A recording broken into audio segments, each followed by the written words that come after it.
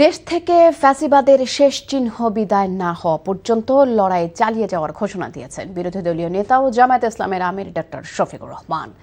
গণভোটের রায় বাস্তবায়ন ও গণহত্যার বিচারের দাবিতে বিকেলে রাজধানীর মিরপুরে জনসভায় জামায়াত আমির বলেন, জুলাই এসেছিল দেশের মানুষকে আয়নাঘর থেকে মুক্তি দিতে, তবে জুলাইয়ের পরেও মানুষের আকাঙ্ক্ষার বাস্তবায়ন হয়নি। বিরোধী দলীয় নেতা বলেন, জুলাই ঘূর্ণিঝড়ের তাণ্ডবে লণ্ডভণ্ড হয়ে গেছে ফ্যাসিবাদ। জনগণের রায়কে যারা অপমান করেছে, ইতিহাস তাদের চরম শিক্ষা নিতে হবে ইতিহাস থেকে। এখন তারা বলেন গণভোট অবৈধ। আরে ভাই, গণভোট যদি অবৈধ হয় তাহলে সংসদ নির্বাচনটা বৈধ হয় কিভাবে?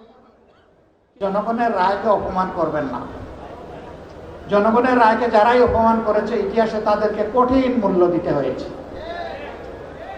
আপনারা দেরি হয়েছে, অসুবিধা নাই, মেনে নেন।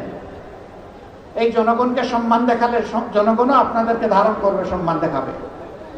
কিন্তু জনগণের মুখোমুখি হয়ে গেলে, এই রায় অগ্রাহ্য করলে, শুধু দলীয় স্বার্থে, গোষ্ঠী স্বার্থে যদি এই রায় অগ্রাহ্য করেন, জনগণ অতীতেও কাউকে ছেড়ে কথা বলে নাই, আগামীতেও ছেড়ে কথা বলবে না।